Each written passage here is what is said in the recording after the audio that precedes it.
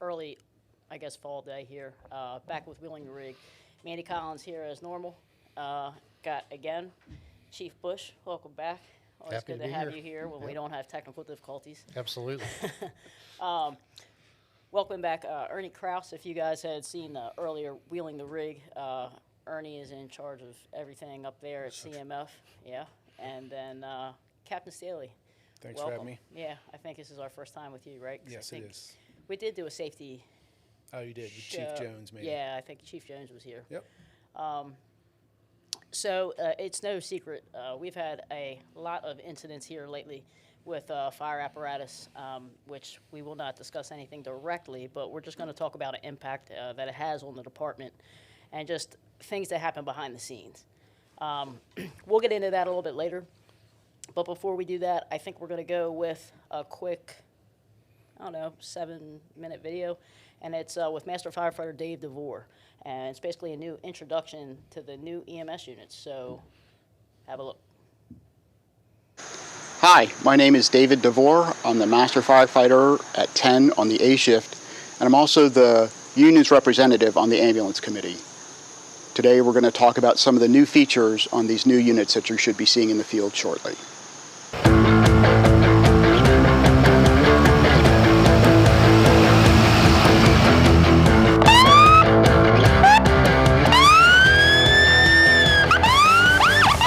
Alright, so the first thing that I want to remind folks is that these new units have air brakes. So we now have a mix in the fleet. Some are hydraulic and some are air. So the new units are air actuated. You can tell by looking at the parking brake, but just know that air brakes and hydraulic brakes respond differently. One of the new features we have on these units is a 360 camera. There are cameras placed around the outside of the unit that allows you to not only see the sides, but it shows a top-down view so you can see all the way around the unit. In addition, you can select different views by pressing the view button here on the console, and it will give you different cameras so that you can see the driver's side, the officer side, the rear independently, or you can see a larger view of a aerial top-down view of the ambulance. So when you start the unit up, this is the default view. You can change the views by pressing the green button that says view on your console here. You can see different sides of the unit specifically, front, back, and a 360 top-down. Be aware that when doors are open, they will show up and may block a camera on that side. One of the new features we added are ground lights. So up on the selector here, there's an additional switch that says ground lights. They should come on when you go into reverse, or you can self-select them at nighttime. Another new feature is a selector for the horn and siren. By selecting horn, siren, or air horn, you can actuate each one of those differently via the horn button in the middle of the steering wheel. One of the new features is the siren switch. With this switch, you can control the siren with the horn button. So when it's in the up position, you can change the tempo or tones of the siren by pressing this button. When it's in the center position, it is your standard car horn. And then finally, in the bottom position, it actuates your air horn. So if you're unable to reach the foot pedal, you're able to use the horn button to actuate your air horn.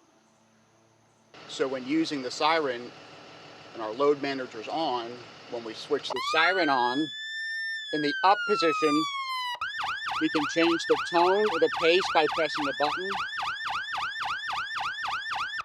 In the center position, we have the standard car horn. And then finally, when the siren's on in the lower position,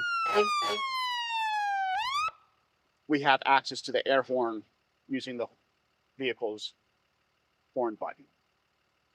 In addition to the air horn being able to be actuated by the foot pedal or by the driver's horn button, on the officer side, instead of having a foot pedal, we put a horn button here on the console. This way, when the officer's getting in, or in particular a civilian gets into the unit, they don't accidentally step on the air horn, and the officer still has access to it in case of emergency.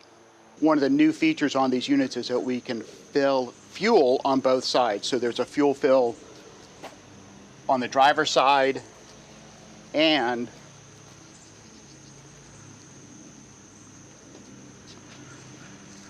on the officer side. Hopefully that makes it easier for you guys when pulling into fuel pumps as to how to position the apparatus. One of the things we spend a lot of time thinking about and working on is safety for our providers in the back. And we want to provide them with seat belts that not only keep them safe, but are comfortable, so that way they're willing to wear them.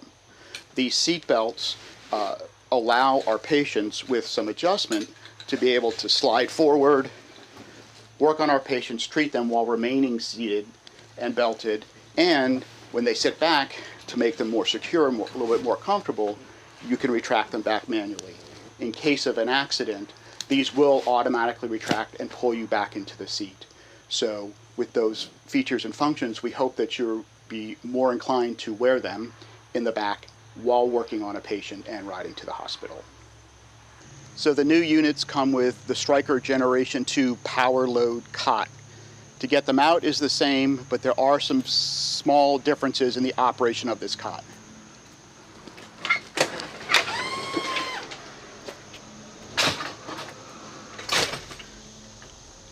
We press the plus sign to let them go down, and then we need to continue to hold the plus sign until you hear the arms stop moving. Then to get them out, there's a smaller button right up top, the minus sign, that when you depress, you should hear it unlock. Give it a little push in, and then you should be able to remove the cot. So the Power Pro 2 cot has some new features on the foot of the cot. One is to extend it. If you reach these red tabs here, pull out, it will extend it. And then to put it back, you do the same. Another feature is that if you depress these two buttons, you can pull this handle out, and then if necessary, lift up and push down, and that gives you a second method of maneuvering the foot of the cot. To put it back, lift up, bring it back, and set it back in place. This cot has some new features when it comes to locking the wheels. The first is that the locks are on both sides, and you can lock one side and then the other by just pressing one pedal.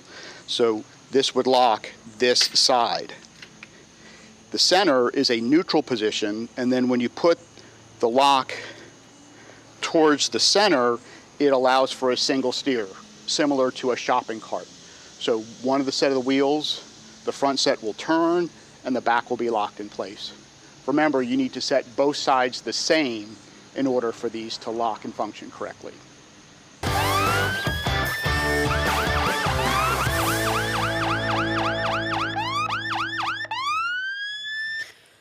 All right, so the new EMS units. I don't know if I misheard him, because we were sitting here just kind of talking amongst ourselves. Yeah, but it's not an air brake unit. It's just a parking air brake, correct? Correct. Is that okay? It's hydraulic brakes with an air park brake. Okay, so that's no different than anything else. So as far as the Since 2016 and up, they're all the same. right, okay, and with that, did you have anything else you wanted to talk about with those? No, I just wanted to thank Master Firefighter Devore.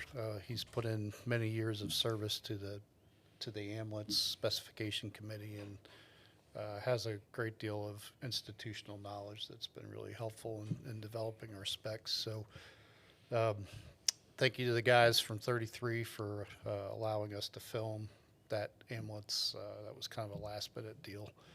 And that was one of 11 units that was just delivered, and we have 12 more that are on order, which we expect to start seeing arrive in the spring. So that's good news, sorely needed.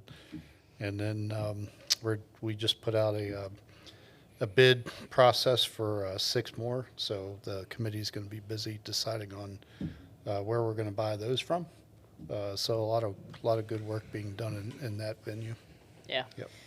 Yep, and those things are definitely taking a beating running these calls around here, so we're really in need of those. Absolutely. You say, who is on the EMS, on the ambulance committee? So right now, Dave Devore is the union rep. Battalion Chief Pete Dugan is the management representative. Okay. We have Chris Waters and Steve Wolf from the shop that both tag team that from the mechanic perspective. And then Avital Graves is the volunteer representative. Okay. So all of them make a phenomenal contribution. And actually, I have to say it with all the committees, whether it's truck, pumper, or EMS or the hazmat, everybody's been very good in contributing. And now those units, I know when we were talking about the other units, and as far as like the production, I guess EMS units are they fairly closer, like as far as production, they don't take as much time. Still 2 years. Really? Yep. Okay, I'm Yep. surprised about that. Yeah, the after effects of COVID just really haven't eased. And so with PL Custom, who's our vendor right now, there was so much backlog from COVID. Then it took a while to sort through getting chassis because we build on Freightliner chassis.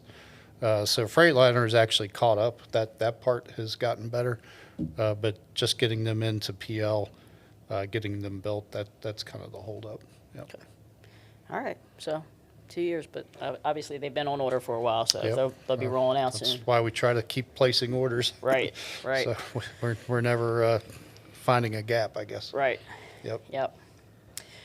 All right, new EMS units. Now on to the hot topic of the hour. So again, like I said in the beginning of the show, it's no secret we've had a lot of incidents that have went on in the past recent few months. However, I did take a look at the report from July, and I saw that there were 22 incidents as far as involving collisions in July. So Captain Stahley, I think, is probably not so happy to be here right now to talk about this, but I mean, obviously it's something that has to be addressed. So I don't know. I'm going to let you. Yeah, it's been a busy couple months. We've seen an uptick in incidents. We're doing our best to figure out why and who and when and where, and it's all over the board. It's primary drivers, it's backup drivers, it's detail drivers. We crash during the day, during the week, on dry pavement, in the sunlight. And it's just been a huge uptick in the past couple months. We crashed 6 times in 29 hours last month. So that's a record and not a good record. So it's been extremely busy in my office with the insurance stuff. Okay, and I know we're probably going to get into some questions and dig in with the insurance stuff, but I mean, just in general, I've been driving now for this department for 20 years, right? And I've had my share of incidents, and obviously not proud of that. I've definitely had some of them, definitely all of them have helped me learn, but I don't know. Things aren't, from 20 years ago, they are definitely significantly busier around here, right? We have more traffic on the road, more pedestrians on the road. So, like, I mean, do you think, and this is just me, like I said, I'm an older driver, I guess you would say, in the field.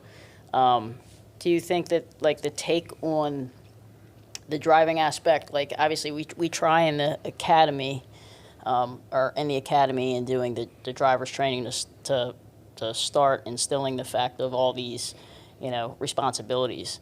What do you guys have anything for us that from any of these accidents you can see that, like, things that we may need to work more on out in the field?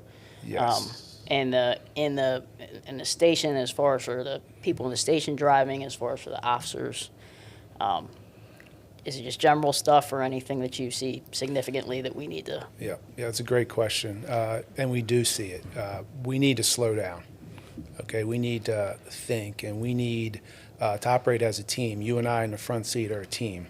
Okay, there's no more of the days I was looking in the map book. Okay, I'm paid to manage, you're paid to drive. okay, and we need to work together to make sure that we get to the place we're going to safely. Because if we don't get there, obviously, then we're involved in something, and that's a whole different set of problems. So slowing down is the biggest thing.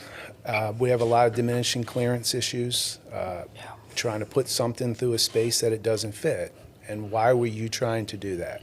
Right. Right? Why? Right. Go around the block, back up, 2 spotters, something. But those are the biggest ones that we've seen recently.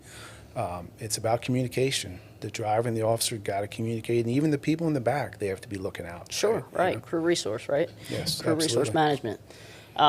Yeah, I mean, and again, I can only attest for myself because I'm the one driving, so I can only take responsibility for me. But I know for a fact, certain calls, running calls, there might not be a need necessarily to make myself fit into a spot if it's, not necessarily the time or place for it, right? So, like, running box alarms, right? Go up, it's a high-rise building, there's nothing evident. Can I find a spot that I might be able to get that in if I need to get that tower or something in? Yeah, it doesn't necessarily mean I'm going to put it there just yet because I just might not have to, right? So we always talk risk versus reward, right? So I do, and I know with the guys, at least on my shift, that's something that we talk about a lot, but I don't know what's out there. So again, that's why we kind of have you on to kind of talk about those kind of things. Yeah, it's happening all over, and like I said, it's a number of things, and there's a lot of contributing factors, and most of it's preventable. Right. And that's the hard part about all this, that we're doing stuff that's preventable. So we can't blame the public all the time. Sometimes, but not all the time.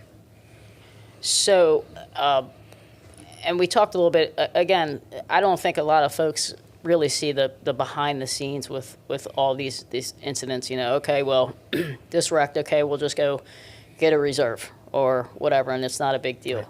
But then we go and, obviously you're kind of overwhelmed up there right now with that, so reserves are far and few. Right, right. So, it's the effect, I guess, of it's everything in the department. We just can't just we break it, we just go get another one. We're not there, right? We don't have those resources, and I don't even know if anybody does in any department. Well, it's a juggling thing. You have to juggle the accidents with the routine maintenance and that type of thing, and it just gets crazy sometimes trying to juggle it. Right, right. So I mean, like, and I just know this because like we had an incident today with our tower, and Right.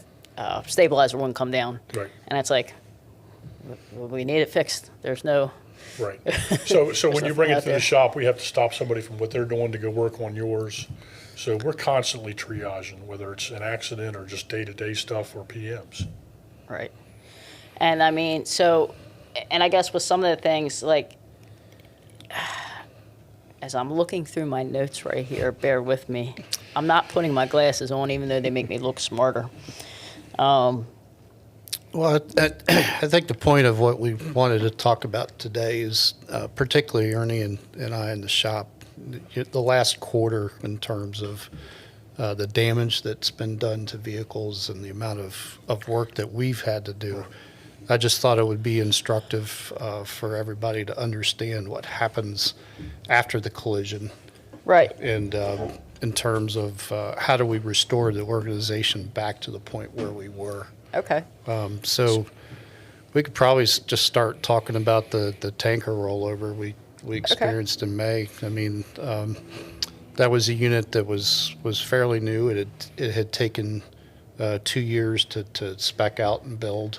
Yep. And had just been put in service, and now we're kind of back to square one. But So back when that happened, Ernie, like on your end, what had to happen on your end the night of that tanker rollover? Well, the night of, myself and Alan went to the scene to see what was going on and try to assess the damage and get with the tow truck company about rolling the truck back over, collecting all the equipment, the pieces of the truck. We had to get a box truck. We had to weigh the box truck first and then unload all the equipment on it. and then weigh the truck again so they could tell how much total equipment we were removing from the scene. Get with the tow truck driver about where it was being towed, what was, what we needed off of the truck, and what we were gonna do with it. And then, I mean, when you had all that salvaged equipment and that you finally got into that spot wherever we took Well, it. we took the truck to an impound lot and we brought the equipment back to the shop. Okay. And then, the following Monday morning, I guess it was, I don't know what day it was now anymore, it runs together, but, we laid the equipment out and started going through it, looking to see what was damaged. So our small tools guy has to inventory the small tools that are missing and, go from that. Sorry, I just wanted to break in. So today is, we're really talking about the after effects of the collisions and how we restored the operations of the department. We're not here to talk about personnel management. That's not really Ernie and my or Jeff's purview. Right. So there is a question in the chat. We're not going to address okay. that. But I just want to go back to that night because I think Ernie kind of minimized his contributions to what happened. He's a humble guy. He is He's a humble guy, Chief. But yeah, I mean, we were made aware of the collision pretty quickly through our formal and informal sources, Right. and we talked and we're like, man, this is so out of the ordinary. We probably should go down there. And Ernie was literally talking to the tow truck company on the phone on our way down there Right. to kind of assess what they would have to bring to the scene because you can't just show up with a normal flatbed Right. for that type of thing. Yeah. Yeah, we're trying to triage it on the phone to tell the guy what we think he needs to bring. Right. And I mean, and this was I can't remember what day of the week was this. It was a weekend. It was a Saturday night. Okay, so it was a Saturday night. So like, this is something that, like, you're not at work. Like this No, happens. and I was you're- out and about. At the time Chief Bush's car was in the shop and I had given him a ride home. Yep. So I had to go back home, get my vehicle, go pick Chief up. He's making phone calls, I'm making phone calls while we're trying to get to the scene. Right. And then we get to the scene and we're like, hey, we got equipment to pick up. Go back to the shop, get a box truck, come back to the scene. Right. All told, I would say it was probably close to 2 o'clock in the morning when we got back. I mean, Yeah, it was easily. late. Yeah. And then the police collision reconstruction unit was on the scene. They had some concerns about weighing the vehicles, so we had to interface with them. We had to make sure we weren't disrupting their investigations. So there was a lot going on, even that night. And then, and this is a little bit off the topic of this, but the police reconstruction, was that just because of the severe, like the significance of the accident itself? Because we don't normally have those, right, Cap? That was per request. Oh, okay. Okay. Exact. Yeah, that they do the investigation. Oh, okay. Okay. Gotcha. All right. And then, so you said you took it, obviously you took it all back to, Took it back to the shop and then we had our small tool guys start sorting through it, inventorying it, see what was actually damaged, what was missing, because there was tools scattered all over the accident scene. right, Some of it we didn't get back because it was scattered everywhere. right, Then the small tools has to make a report, get estimates. They forward that to Jeff for a separate part of the RMAP. So, I mean, again, not just the fact that, we're now down a tanker that I know Chief was pretty excited about. So then at the time, we had the police had a private contractor come in to download the data. Okay, So at some point, Chief Bush and I believe it was Steve Newbauer went to the impound lot and had to take one of the tools, the rescue tools, to open the door up to get to the computer so that they could do the downloads.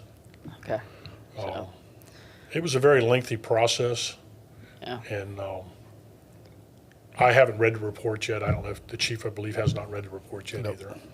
okay, Yeah, I would say probably just with the shop personnel, Joe and Steve and yourself and myself, there's probably 3 or 4 good man days. Yeah. Yeah, I was gonna say, I quite a mean, bit it of sounds work like on it's it. quite a lot of man hours, Right. not only just with the fact of the loss of the property and obviously. Yeah, but it's- even on a normal accident that's involved, I mean, you have Jeff's involvement in it for however much time he has. We're on the phone trying to coordinate with the insurance adjuster. Where's the truck at? Can I see the truck? Where do you want to send the truck? And then we're on the phone with the body shops saying, where do you have room for it? That kind of stuff. Yep. What is the lead time? Okay, and then it looks like, so other, the salvage equipment, and then, other than this, was there anything else that, So all the You guys hose had to that came off of it had to be tested. Tested. okay, And then it wasn't like we could just take the equipment and put it back into circulation because the insurance company is doing their process. And they get a little nervous if you start taking things away and reusing it before they're like, hey, everything's good. So, storage up there is sometimes at a premium. So, right. like, it's just setting everything aside. Well, you can't use it, and we've yeah, had to work taped through all off, that. right.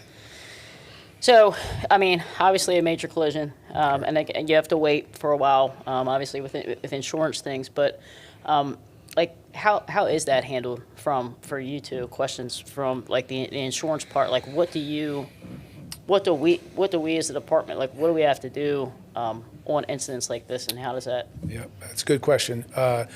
So the incident happens. The incident is investigated by either the safety officer or the battalion chief if the safety officer is busy. That investigator does a report. That report comes to me. I go over the report. I submit it to the insurance company. The insurance company gets back to us within 1 to 2 days with a claim number. That claim number is tied to that unit and that incident for this entire time, so until we're whole again. If the insurance company deems an adjuster needs to look at it, like Ernie was saying, then the adjuster will contact either myself or Ernie to figure out where the piece of apparatus is. It could still be in service, it could be out of service, or they could have sent it somewhere else. So once the adjuster looks at the unit, they give us an appraisal, and then Chief Bush's staff over there work with the place that's going to fix it, and then the payment is done that way.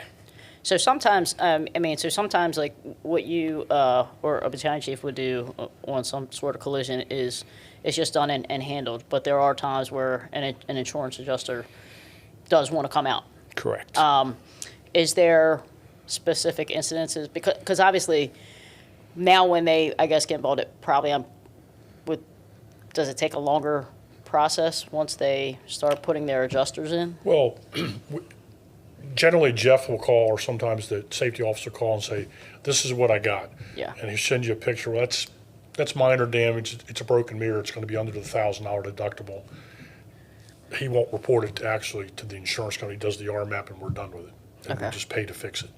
But say like striking another vehicle or something like that, then obviously the insurance adjusters like are Yes, the gonna get insurance involved. company gets involved Yeah. on both sides Right. with the vehicle we hit. So they'll reach out to the other party, which all the information we collect is in the report that I send to the insurance company, along with pictures and statements and everything like that. Right. So the insurance company will reach out to them, try and make them whole, and they'll reach out to us to see where the vehicle is so they can look at it to give an appraisal. Okay. And then, I mean, going back to, I mean, the tanker incident, I'm just bringing that because that's one of the big things that has happened, and, we can discuss some of it here, but what's it looking like now? I mean, as far as for that tanker and like replacing it. I need more of these. Ghost, if you're watching, Right, we'll take a sponsor. yeah. Thank you. I mean, to get everything back again. Now we need, we're down a tanker and We're down a tanker, and we're back to one reserve tanker, and so that I'll let Ernie talk about how that impacts his shop in terms of the DOT inspections and the PM schedule, because that has a major impact on that. But sure. I would say it took about 2 months for them to decide to total it. Maybe it was a month and a half. I don't know.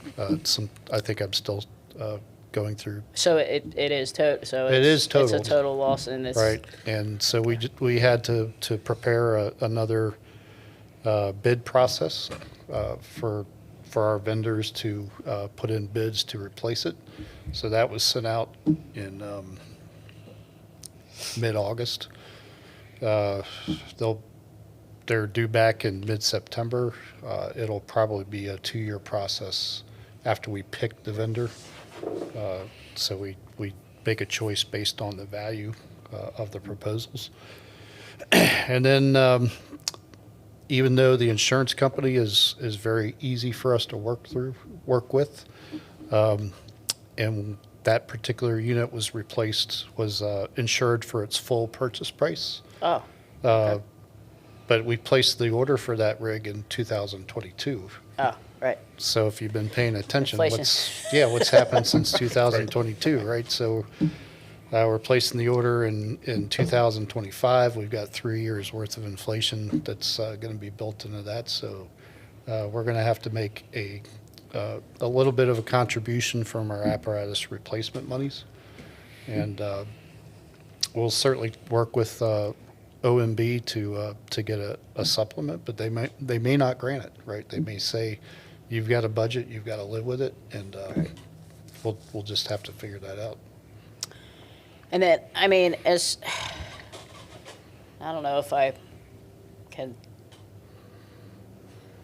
I don't know if I'm allowed to talk about it, so I'll just ask and you can tell me yes or no. Yeah, absolutely. But, so obviously with these and insurance, just like your car, you hit something, your insurance goes up, right? I remember a long time back ago when I was in the midst of doing like driver training, they put everything on a halt.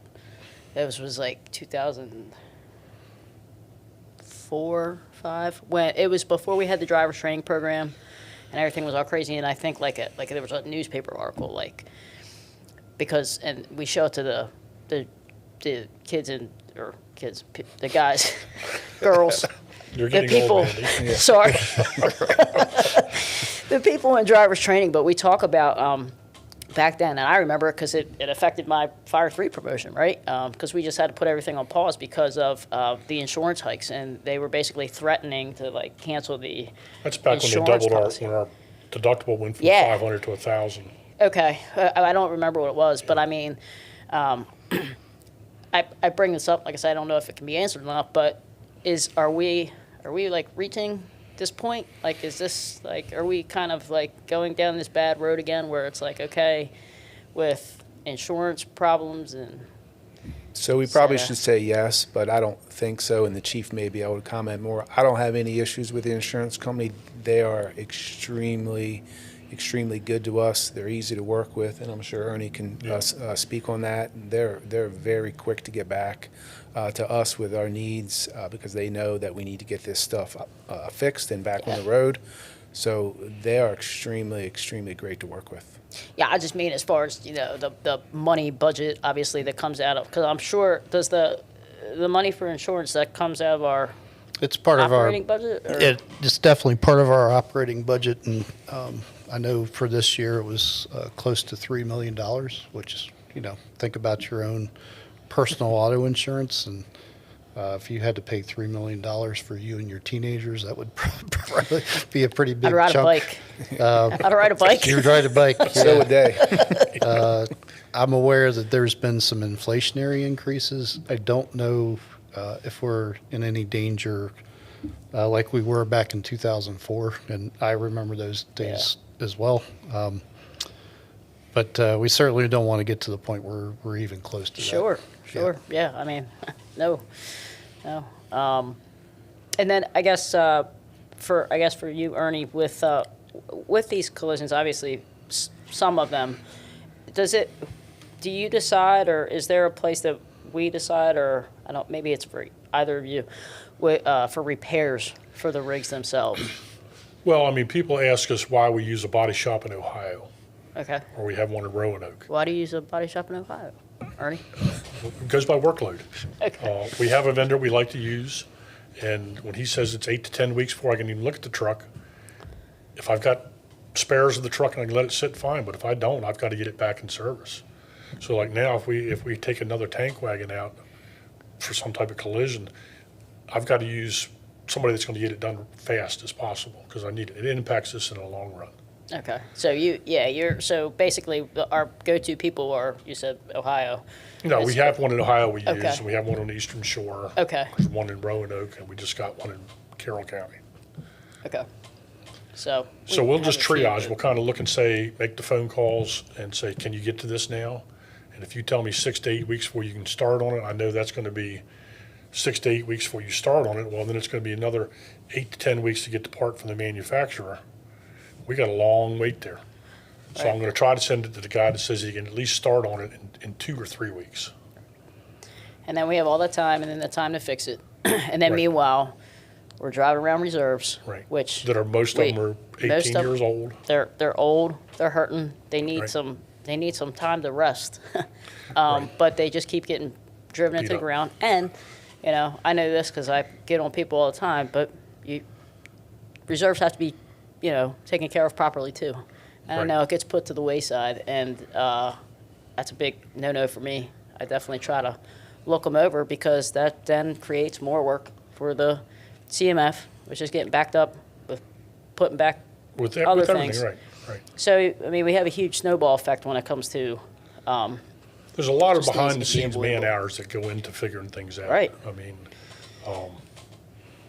back to what we were talking about with the body shops, if it's aerial related, it's gonna go back to the manufacturers, whoever their body shop is. yeah, I can send any fire truck to any manufacturer, but when it's specific to an aerial, it's gotta go back to the manufacturer that made the truck. And they could be 10, 12 weeks out. We had another one that had an outrigger issue, and we took it back to the manufacturer, and it's still sitting there being repaired today. Yep. and then, we'll switch to another incident, I guess, that we can vaguely talk about, but, Truck 10 had an incident with an outrigger. Collision with the building, yeah. Okay. And that was put out of service for that? Correct. Yes. Yep. Okay. So what's happened with that? What's the deal with that, since we were just kind of talking Well, we about took aerial that, since that repairs? was aerial specific, Yeah.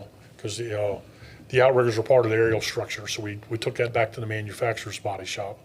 And we're getting close on it. We've got an ETA of another week to week and a half on it. But the truck will be out for probably another 3 or 4 weeks after that, because we're going to go ahead and do the PM and the yearly service while it's out. Right. That was quite a bit of dollar amount. I mean, I don't know if we can talk about dollar amount Yeah, here sure. or not. No, you can talk about it. That was just the damage to the outriggers was $35,000. So when the chief speaks about $3 million insurance policies, I guess it's really, in the grand scheme of things, our insurance really can't be that bad Right. Right. because of the payouts we've had this year alone. Right. But it had to go back. It had to be inspected. Now, when it's done, it's got to have a 5-year certification on the ladder, because it's the infrastructure of the ladder has been damaged, which is the outriggers are part of the infrastructure. We're fortunate that it didn't do any more damage than it did. I mean, it literally bent the outrigger. Wow. Yeah. I did not see. We don't. Yeah. We probably don't have any pictures of that. Stuff, do we? No, we don't have any with us, for sure. Not for distribution. But, I guess I just had obviously heard about it, but I didn't see it. Right. But yeah. But some of the wrecks like that, when they get to the adjuster comes out, he's relying on his experience. He's got to contact the manufacturer for prices and availability on parts. So just the process to even get the truck authorized to get it repaired can take 2 weeks. We had another incident that's at the body shop now that was involved just recently, and we got a preliminary estimate, but they haven't given us a final estimate because they got to wait for the manufacturer to get back to them on the parts for the outriggers on that particular truck. okay. So No trucks for a while. And Well, that I mean- incident was preventable. Yeah. And it was a communication breakdown. So let's understand yeah, that. Jeff knows which one I'm talking about. I am not Yeah. gonna bring anything up. No. Oh yeah. So But it impacts us because then we can't pull your ladder truck out of service, or like today. Yeah. We were fortunate we were able to fix yours, but if it was something that took time, we're just gonna have to put you in the queue and wait till we get something else done, because we've got so many trucks out of service because of accidents and that type of stuff. Yeah, I mean, and I guess that's, as a driver, like, that's what I look at. I look at this rig in the morning, and obviously, we never want to switch out, right? Right. But, I know that truck, and I'm talking about the tower, it needs some work, Right. but I can't, Well, again, and it's not anything that's going to be unsafe or that it's not drivable, but she needs some TLC, and right. Well, I mean, sometimes we'll defer minor body damage on your truck, and we get the question, why won't you fix it? Well, if it's going to be 6 to 8 weeks, do you want to be without it just to have that fixed? right, Then yeah, We're going to turn around and pull it out of service a month from now, or 3 weeks after you get it back for its yearly service. right, We have to service them. We have to do an inspection on them every 12 months. And if they're 18 years old or older, we have to do it every 6 months. I mean, that's Oh, the really? law. I didn't know that. Yeah. So it's every 6 months if they're over 18? If they're 18 years old or older. Okay, all right, So we're pulling, truck 10, for example, that's in the shop now being fixed. It's due for a DOT in 6 months because it's a 2007. So it was due the month of July, August, right in that time frame. so, and that's the Crimsons? Crimsons are all Crimson's will be- no, 2007? January 1st, they'll be clicking over. They're 2006. Right. Which is why it hurts when we don't replace them in dribs and drabs every year. So Right. particularly with the pumpers, we've had like these huge orders, Yeah, and then we have a gap, and then we have these huge orders, and this is the consequences of doing that. So we're They all not come we're due at trying. the same time. Yeah, we're trying very hard to get away from that. So I was going to say, I think with the E1s, right, Yeah. you're working on the, yeah, we knocking into my and water bottle. that's part of our strategy to do yearly orders now instead of these mega orders. But Right. I mean, just if I can go back to the tankers in specific, so. Yeah, sure. We have a tanker that Mr. Neubauer was planning to send back to the manufacturer for some long-awaited warranty work on the tank where it had a leak. This delayed that process Right. because we had to leave it in service. It's going back next month. We got another tanker behind that also has a slow leak that we have to work in. Meanwhile, we've got folks at the fire station saying, hey, this is causing this effect. And like Ernie talked about leaving or deferring the body work. I hate doing that because then I look at that and I want people to be proud of their stuff. Right. Sure. And I think sometimes it gives the appearance that We don't care. we don't care, Yeah. but we do care. But if you do the math about having 13 technicians doing, 6-month DOT PMs or a year DOT PMs and the amount of apparatus we have, sometimes the math doesn't math when you throw in collisions right, and and avoid- unexpected right. maintenance, right? Right. And we know there's always going to be some unexpected maintenance. Yeah, So, I mean, absolutely. Right. our best defense is just let's try not to run into crap. Well, and we do our best to try to make sure you always have something to ride on. Yeah. Right. Yeah. We do have a number count we have to meet. We struggle meeting that count with tankers just because of this incident and happened, yeah. the fact that we don't have a lot of them. Yeah. Right. And those tankers now, are they, because again, I don't know much about the tankers, but I thought you said their lifespan's a little bit longer, right? Yeah, generally So- we run those 20 to 25 years. And we've been fortunate that the LFRDs have been pretty good about buying replacements, although, this last one we bought to put in Cabin John. But and we had actually taken possession of Cabin John's old tanker to augment our reserve fleet. I wanted to get to two reserve tankers. And I was like, shoo, we finally did it. And, now, No, you didn't. now we're kind of back to square one. And that stuff happens and we're dealing with it. But yeah. I mean, and obviously, no one wants to have collisions, right? But we got to do something about it.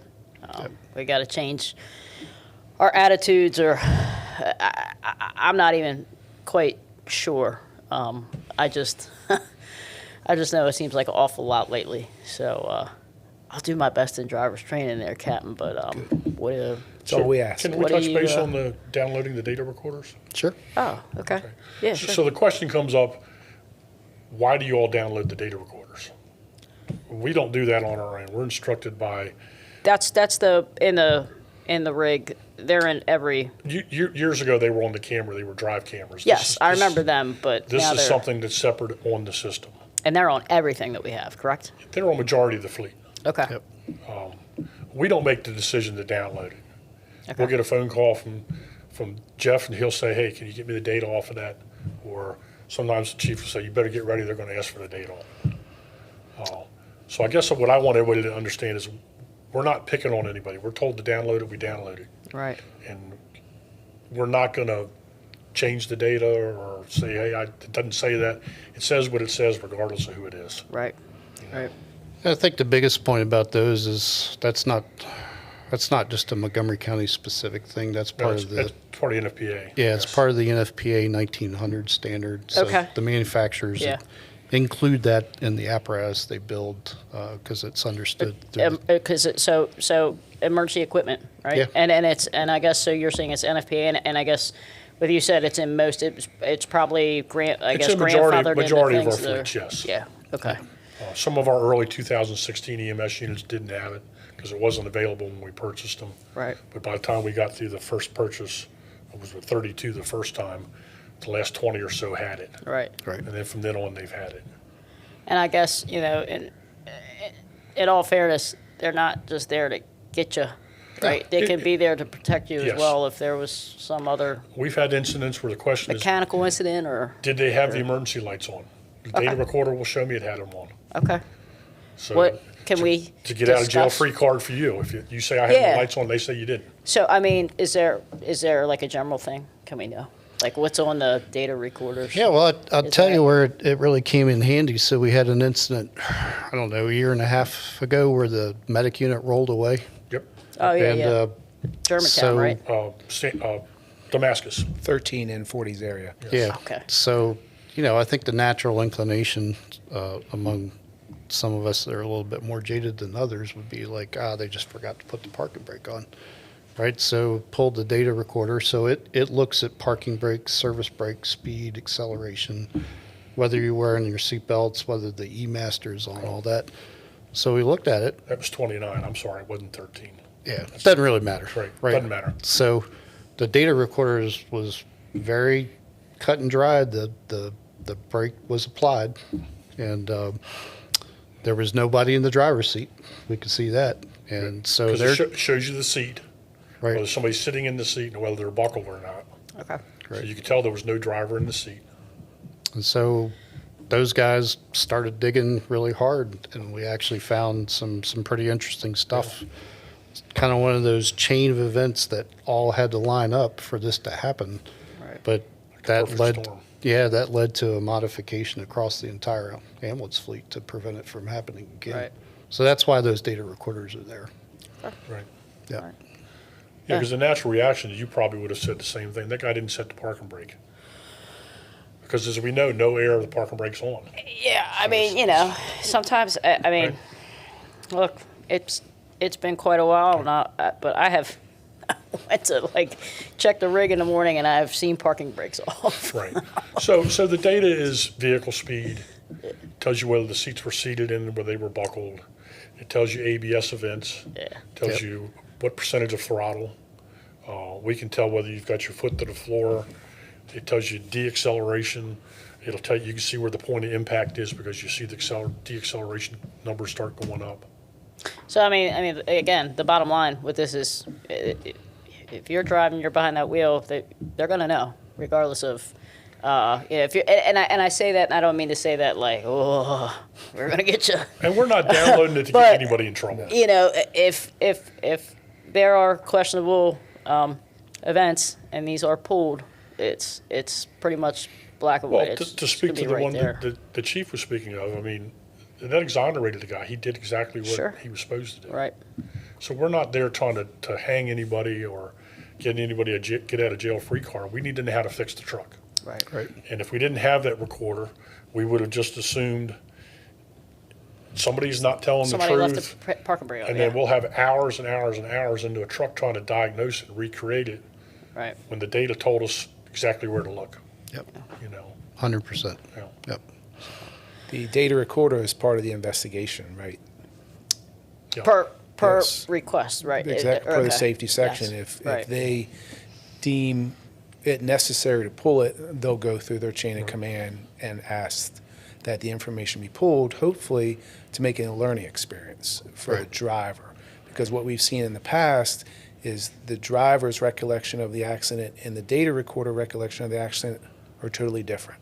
So the driver wasn't really seeing what was going on, so we try and help those drivers understand what was going on, and this is how we can show you it was going on that way. So it's a little bit of help with the drivers, Big picture. big Right. picture.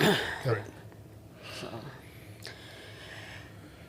What you got for us there, Cap? I Nothing. mean, we're here. It's you're on the soapbox. I mean, Yeah, here. I mean, obviously, we know that it just doesn't end right here at this collision. And oh well, it's wrecked. We'll get another one. There's tons of man hours. There's tons of things that go into it. When it comes to planning, when it comes to putting other things on hold, people are wondering why they don't have their truck back for this. Well, we got to stop and we got to do other things. So, it snowballs, and not only does it affect that, maybe that one station, individual, whatever, it affects the whole department. So, Correct. Right.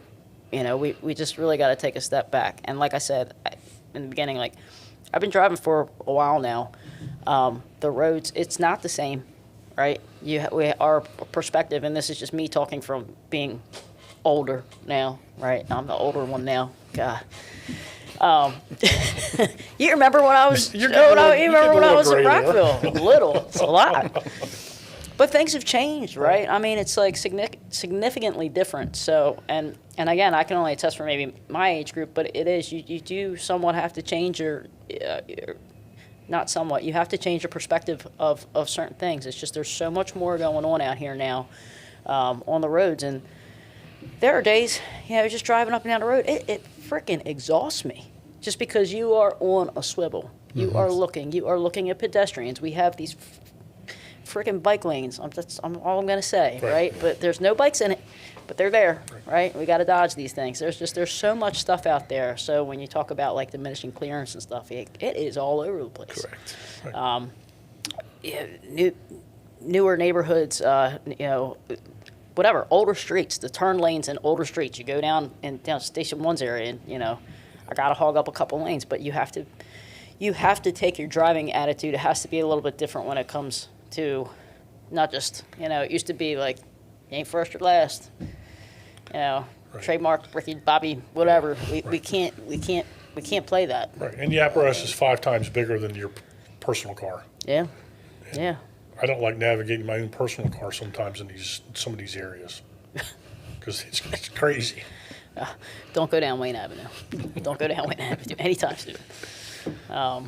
But yeah, I mean, just like I said, from my perspective, I could see it is a different, it's a different area, and with everything that's happened over the, like I said, the past 20 years. But you know, with the uptick with things down, it not being new drivers, it not being old drivers, it's a mess across the board. It's all different areas. It's day, it's night, it's rain, it's nice out. I mean, it's just is what it is. So it's kind of take a step back, and I think I'm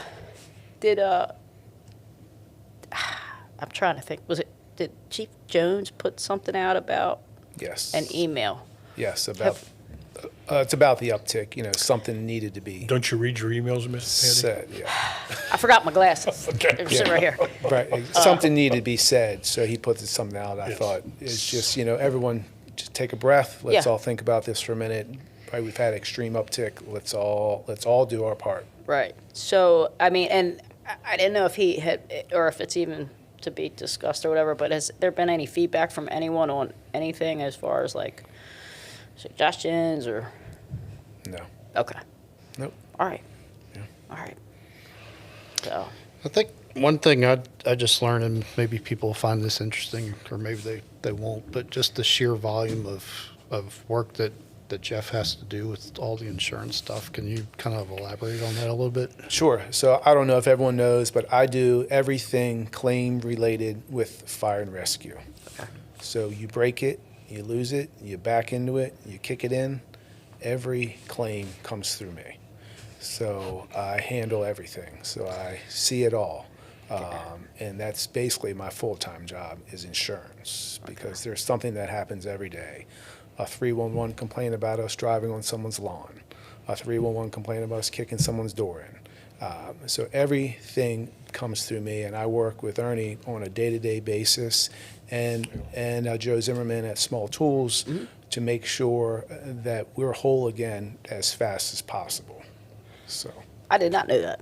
Yep. I didn't know that you did that. I just know that you weren't there running on the, what is it, B shift? You used to run B around? shift. Yeah. I was safety officer on B shift. Now I'm on day work. Yeah, I was I'm going on to day say, work. I was actually thinking about that once. I'm like, where is he now? I Yeah, was I'm like, on day okay. work.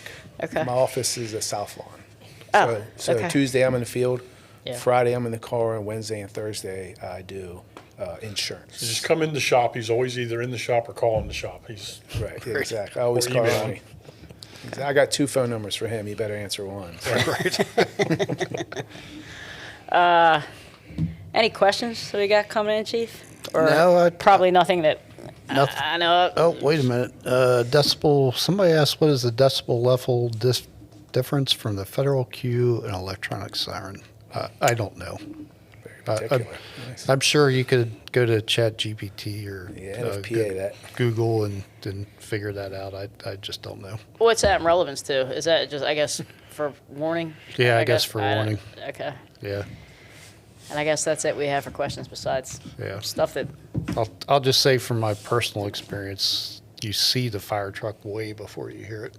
sure, I mean, well, look, I mean, and here, again, right, it's 2025, cars are severely insulated, right? Oh yeah. Oh, And yeah. I mean, and let's be honest. How many drivers are out there that are distracted? Right? They're looking On at their their phones, phones. yeah. Right? They are not paying attention to us. Right. Right? They are not paying attention. And I mean, unfortunately, I hate to say it, but yeah, we're in their way. You know, they're PO'd. I've had people like I'm running emergency 2 calls and flip me off. Yeah. You know, I'm like interrupting their light cycle. So I mean, but it is what it is, right? It is our responsibility to make sure that we see them, because they don't clearly always see us. Exactly. We're the professional drivers, So right? And right. they're not. yeah.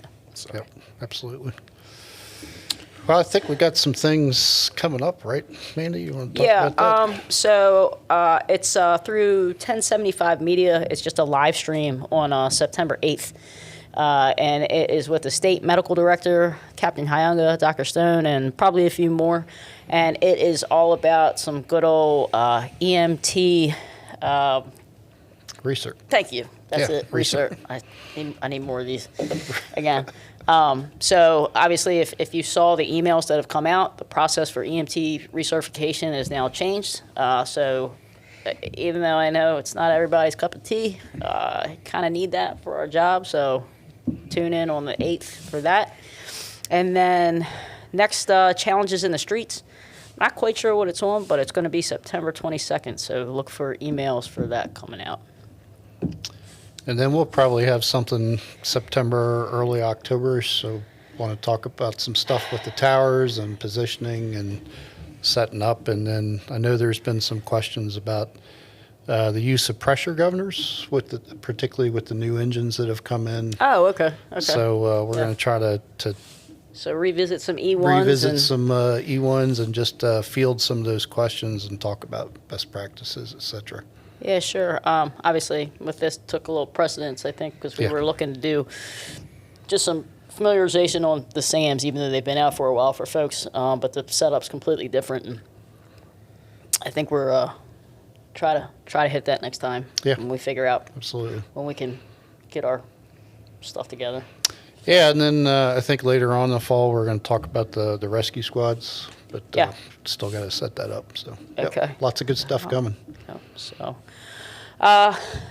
that's it from here. Thank you, gentlemen, again for Thank you. hanging out. And Yeah, thanks for having us. yeah, so other than that, we'll see you guys next time. Be safe.